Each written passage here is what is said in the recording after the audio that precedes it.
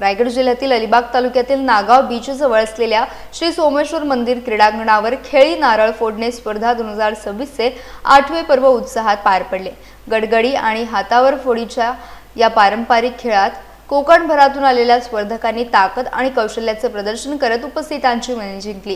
जिल्हा परिषद सदस्य डॉक्टर सचिन राऊळ आणि राकेश राणे मित्रमंडळाच्या वतीने या स्पर्धेचे आयोजन करण्यात आलं होतं। गोवा बॉर्डर, मालवण, पालघर, अलिबाग, मुरुड आणि रोहा येथील स्पर्धकांनी यात सहभाग घेतला। स्पर्धेत शैलेश नाईक यांनी प्रथम, किरण राऊत यांनी द्वितीय, तर दृष्टी सारंग यांनी तृतीय तसेच मोहन घरत यांनी चतुर्थ क्रमांक पटकावला। उत्कृष्ट संघाचा मान महेश गिर यांना मिळाला। विजेत्यांना रोख रक्कम आणि सन्मानचिन्ह देऊन गौरवण्यात आले। यावेळी पुढील वर्षी महिलांसाठी ही स्पर्धा आयोजित करण्याची घोषणा करण्यात आली। समुद्रकिनाऱ्याच्या साक्षीने रंगलेल्या थरारक स्पर्धेला नागरिकांचा उत्स्फूर्त प्रतिसाद लाभला। प्रतिवर्षाप्रमाणे नारळी पौर्णिमेच्या अगोदरची सध्या नारळ तोडीच्या स्पर्धा प्रत्येक कोकण भागामध्ये होत असतात आणि मानाची स्पर्धा गणली जाते, कारण दरवर्षी एक उंच अशी होत गेलेली स्पर्धा आहे। आमचे जिल्हा परिषदेचे नवनिर्मित सदस्य डॉक्टर सचिन राऊळ आणि आमचे सहकारी मित्र राकेश आणि त्यांच्या सर्व मित्र परिवाराच्या वतीने या ठिकाणी भव्य नारळ फोडीच्या स्पर्धा आयोजित करतात। एक आगळी स्पर्धा, एक तर सोडीचे नारळ जमिनीवर खेळणारे, एक हातातले नारळ, असे दोन्ही नामांकित स्पर्धा ठिकाणी येतात। मला वाटतं कोकणातनं स्पर्धक या ठिकाणी आलेले आहेत, म्हणजे सिंधुदुर्ग, रत्नागिरी पासून अगदी दापोली, मंडणगड या ठिकाणून स्पर्धक आलेले आहेत आणि नामांकित स्पर्धा आहे आणि म्हणून शुभेच्छा या ठिकाणी मी आलो आणि आनंदाचा दिवस निश्चित आहे की मागच्या वर्षी आलो तेव्हा आमचे सचिन राऊळ कुठल्याही पॉलिटिकल होते, थेट जिल्हा परिषद लढले आणि निवडून आले आणि मी सांगून गेलो तो एक चांगला नारळ मी शोधून काढलेला आहे आणि तो सचिनच्या रूपाने शोधून काढून खऱ्या अर्थाने स्पर्धा जिंकली आणि याचा सगळ्यात जास्त आनंद आहे। म्हणून आजची स्पर्धा ही दिशादर्शक निश्चित।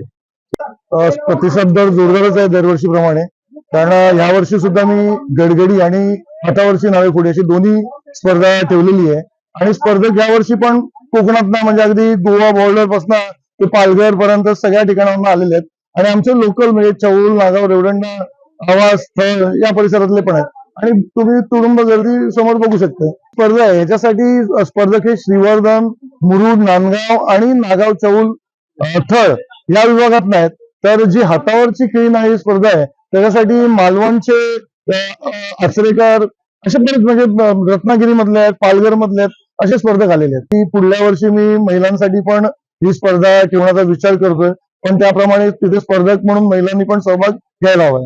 चे परममित्र डॉक्टर सचिनजी राऊळ यांच्या मार्फत आयोजित नारळ फोडण्याच्या स्पर्धेसाठी आज त्यांनी मला एक 15 दिवसापूर्वी निमंत्रण दिलं होतं। या निमंत्रणाच्या अनुषंगानं आपल्या कोकणातील हा पारंपरिक खेळ नारळ फोडणे, खऱ्या अर्थानं आज आपण बघितलं तर कोकणात असेल, अलिबाग मध्ये असेल, नारळाचं उत्पादन मोठ्या प्रमाणात होतं आणि ह्या नारळाच्या उत्पन्नाच्या माध्यमातून अशा पद्धतीने खेळ केल्यानंतर 100% त्याच्या प्रोडक्शनवर परिणाम होतो। तशाच पद्धतीने आपला कोकणातील खेळाडू हा पुढे गेला पाहिजे, यासाठी नक्कीच याला राष्ट्रीय दर्जा मिळवण्यासाठी जो काही पत्रव्यवहार शासन करायचा असेल तो मी आणि सचिनजी राऊळ मिळून आम्ही नक्कीच करणार आहोत। सर्वप्रथम या ठिकाणी सचिन राऊळ आणि संदेश राणे यांचे आम्ही आधी आभार मानतो। या ठिकाणी आम्ही मालवण, गोवा, रत्नागिरी, आमचे संजय घरत मित्र अलिबागचे सगळे आम्ही एकत्र असे आमचा एक ग्रुप आहे, फॅमिली मेंबर, आणि या ठिकाणी यांच्या मंडळाकडनं आम्हाला चांगलं आमंत्रण देऊन आणि चांगलं आमची जे काय खेळण्यासाठी आमंत्रण करून आम्हाला चांगलं एक मान सन्मान देतात या ठिकाणी। हे सर्वप्रथम त्यांचे आम्ही धन्यवाद मानतो आणि सर्वप्रथम त्यांची स्पर्धा जी आहे ती चांगली नावाजलेली स्पर्धा असल्यामुळे त्या ठिकाणी चांगले टीम येतात, 32 टीम फुल असतात। त्यानंतर चांगले नारळ लोक जे ठेवतात आणि या नारळांसाठी असं नसतं, काही लोक पैशाने घेतात वगैरे, अशी खूप चर्चा असते या नारळाच्या क्षेत्रामध्ये, बरेच बाईट तुम्ही घेतलात, पण ऍक्च्युली काय असतं, पैशाने हे नारळ असे नसतात। काय विकणारा विकतो, पण जे नारळ विकले जातात आणि पैशाने घेतले जातात यांची कधीच फायनल नसते।